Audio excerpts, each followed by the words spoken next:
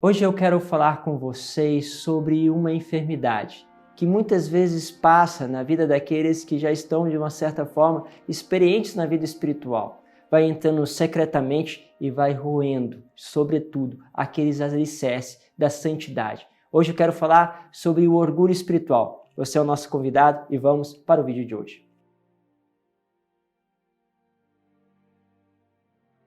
Falar de orgulho espiritual é falar daquilo que toca a cada um de nós neste caminho de santidade. Porque aquilo que está aí no teu coração, que está no íntimo teu, muitas vezes está dizendo aquilo que está sendo construído. E como nós vamos percebendo o nosso caminho, vamos percebendo os passos que nós estamos dando na vida espiritual, vamos vendo aquilo que nós por muito tempo vivemos e aonde nós estamos chegando, pode ser que olhando para a vida de outros, talvez pessoas que caminham com você, você possa começar a entender que você tem algo diferente em relação aos outros. Você tem dons diferentes, você tem experiências diferentes e estas experiências fazem com que você se sinta mais santo do que os outros. Olha como a coisa entra assim na nossa vida e nós vamos percebendo que há algo que nos torna superior aos outros, invertendo a lógica do Evangelho que nos fala: considerai os vossos irmãos superiores a vós. Um monge partilhava uma vez sobre quando ele entrou no mosteiro, começou a fazer a sua vida monástica, as suas orações, mas ele fazia algo a mais do que todos os outros monges, tinha uma vida de penitência maior, uma vida de escolha mais concreta. E diz ele que aquilo começou a fazer parte de um certo orgulho dele mesmo, das coisas que ele tinha alcançado, daquilo que ele conseguia fazer. E ele brincava dizendo: às vezes eu sentia que eu dormia e eu estava um pouquinho acima dos outros, como se ali o meu colchão fosse um pouco mais alto, respirasse um ar diferente dos demais. Muitas vezes na vida espiritual nós começamos a sentir que estamos a mais do que os outros. E essas coisas começam a se confundir ainda mais quando nós estamos numa vida onde usamos, por exemplo, os carismas, onde usamos a graça do Espírito Santo e ali como que interiormente vamos pensando: Deus me deu mais do que os outros. E tem aquele, lógico, que vem no orgulho de uma forma negativa que diz: nossa, Deus não me deu aquilo que deu ao outro. E nós vamos sutilmente colocando a nossa vida como centro. Quando nós fazemos isso, começamos aquele processo de nos dividir como superior e os outros inferior, ou como inferiores e os outros sempre com dons e coisas maiores do que nós.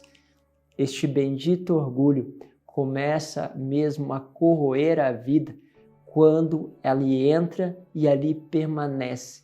E a alma começa a fazer as coisas como um atleta que tem que ganhar, que tem que se superar e esquece de colocar os olhos sobre Deus. O olhar para qual é o sentido daquilo que você vive, daquilo que você está mesmo buscando interiormente. Afinal de contas, qual é o sentido daquilo que você tem buscado? O que você tem percebido na tua vida espiritual? Será que existe um certo orgulho em relação aos outros? Pegando um pouquinho o texto de Thomas Merton, ele vai dizer o seguinte: pensa que esse seu orgulho é o Espírito Santo. Olha só que toque. O Thomas muitas vezes vai falar que a pessoa começa a imaginar que o orgulho que ela tem, a capacidade que ela tem, justamente é o Espírito Santo. O doce calor do prazer torna-se critério de que todos os seus empreendimentos, vamos dizer assim, são verdadeiros, são frutos do Espírito. O gosto que sente nos atos que o tornam admirável aos seus próprios olhos o impele a jejuar, ou a orar, ou se a esconder na solidão, ou a escrever muitos livros, ou a construir igrejas, hospitais, ou dar início a milhares de instituições. E quando consegue o que quer, pensa que a sensação de satisfação que o invade é uma unção do Espírito Santo. A voz secreta do prazer canta em seu coração, não sou como os outros homens. Ele vai dizer assim, e uma vez envenenado por este caminho, não há limites ao mal da autossatisfação para poder fazer, aquilo que deseja, em nome de Deus e de seu amor e para sua glória. Está ele tão satisfeito consigo mesmo que não pode mais suportar, ao detalhe, o conselho dos outros ou as determinações de alguém da qual ele julga ser menor que ele. E aí vale, você que é casado, não suporta mais aquilo que a tua esposa diz, que o teu esposo diz, não suporta porque ele não é como você, ele não tem a visão espiritual como você tem, não sabe as coisas, não fez a experiência, então você começa a olhar para o outro e a se dividir contra ele, de tal modo achando-se superior. E muitas vezes se acha nessa circunstância que é perseguido por pessoas que não te compreendem, não sabem das suas escolhas, não sabem da tua vida de radicalidade e começa a colocar essas pessoas como as pessoas que agem segundo a ação do mal, enquanto você age pela presença do Espírito. E ali diz Tomás Merton, feito mártir, esse homem se torna 10 vezes mais obstinado que antes. É terrível quando alguém assim tem a ideia de que é um profeta, um mensageiro de Deus ou possuído de uma missão para reformar o mundo. Ele é capaz de destruir a religião e tornar o nome de Deus odioso entre os homens, porque ele começa a ser envolvido deste egoísmo, deste orgulho que vai fazendo com que as coisas parecem ser movidas por ele e não por Deus. Pense um pouquinho.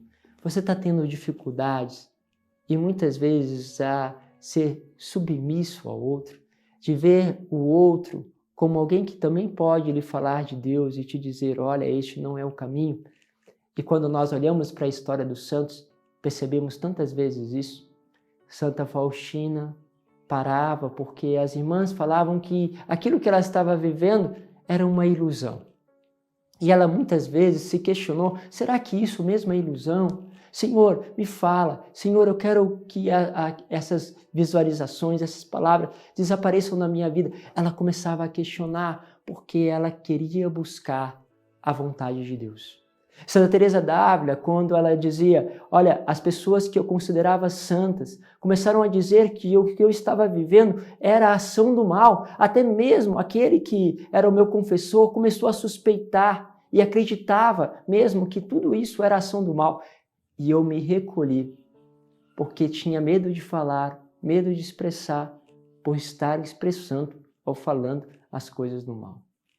Percebe quantas vezes os santos tiveram que lidar com situações adversas, eles se recolheram, analisaram, escutaram a voz de Deus, refletiram sobre aquilo que as pessoas estavam dizendo, porque elas queriam somente uma coisa, buscar a vontade de Deus. Quando o orgulho espiritual sempre diz, eu sou a presença de Deus para as outras pessoas, eu tenho realmente o caminho, eu tenho verdadeiramente a radicalidade, enquanto os outros não me entendem. Cuidado quando você pensa que os outros não te entendem, que os outros não podem mais ser a vontade de Deus para a sua vida, porque muitas vezes assim pode caminhar, ir para um caminho aonde a destruição da tua vida interior possa te prejudicar de uma forma que não tem volta. Preste atenção, o orgulho entra sutilmente, mas pode causar grande destruição na sua vida espiritual. Mas procure sempre alguém da qual você possa se orientar. Deus os abençoe. Vamos juntos. Te espero no próximo vídeo. Em nome do Pai, do Filho e do Espírito Santo. Amém.